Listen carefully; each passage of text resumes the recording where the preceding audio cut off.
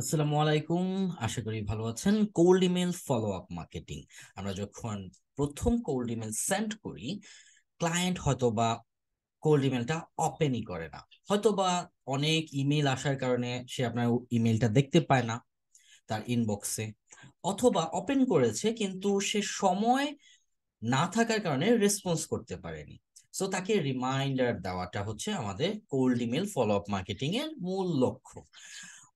অথবা যদি বলি যে আপনি তার ফ্রি টাইমে, সে যখন আপনার সাথে ইন্টারেস্টেড, আপনার সাথে মিটিং করতে, আপনার সার্ভিস অফার অ্যাকসেপ্ট করতে, বাট সে সময় পাচ্ছে না, তো যখন সে অনেক কাজে বিজি থাকে তখন তাকে আপনি মনে করিয়ে দিবেন, সেজন্য আমরা ফলো আপ মার্কেটিংটা করব। সো আপনি কোল্ড ইমেলে একটা ভ্যালু দিচ্ছেন, যে ভ্যালু আপনি তাকে মনে করাচ্ছেন যে এই আমি ভ্যালু দিয়েছিলাম, তুমি কি পেয়েছো। সো এই ফলো আপ মার্কেটিংটা কিভাবে করতে হয় এটার স্টেপগুলো বলবো, ইভেন্ট স্ক্রিপ্টও দিয়ে দিব। সো ভিডিওটা পুরোটা দেখতে হবে। ইনক্রিজ ইয়োর সেলস, ফলো আপের মোস্ট ইম্পর্টেন্ট টার্গেট হচ্ছে আমাদের সেল ইনক্রিজ করা। ঠিক আছে, সো কোল্ড ইমেলে কিভাবে আপনি ফলো আপ মার্কেটিং করবেন।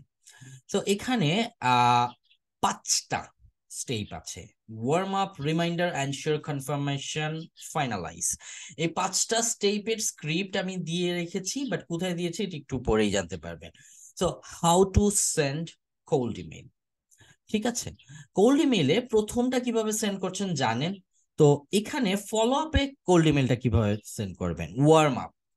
আপনি প্রথম কোল্ড ইমেল সেন্ড করার পরে দেখলেন সে ওপেন করলো না, অথবা ওপেন করার পর রেসপন্স করে নাই, ঠিক আছে, সে আপনার রিপ্লাই দেয় নাই, দেন তাকে আপনি ওয়ার্ম আপ করবেন।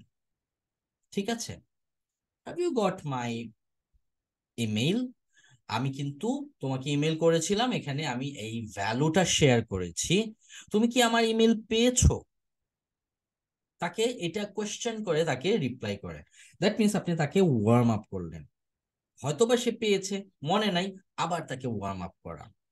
ঠিক আছে, সেকেন্ড, রিমাইন্ডার দেওয়া, যে তুমি কি আমার ইমেল পাচ্ছো, আমি শিওর না। সো যদি পেয়ে থাকো তাহলে আমি তোমাকে একটা ফ্রি ভ্যালু দিয়েছি, সেটা তুমি চেক করতে পারো, যেটা তোমার প্রবলেমের সলিউশন করবে এবং তোমার রেজাল্ট এনে দিবে। এই যে রিমাইন্ডারটা, এটা তাকে আবার দিতে হবে। ঠিক আছে, তারপরে হচ্ছে এনশিওর করা, যে সে কি আসলে আপনার ইমেলটা আসলে পেয়েছে কিনা, আপনি যে ফ্রি ভ্যালুটা দিয়েছেন সেটা কি সে পেয়েছে কিনা, এটা তাকে এনশিওর করা।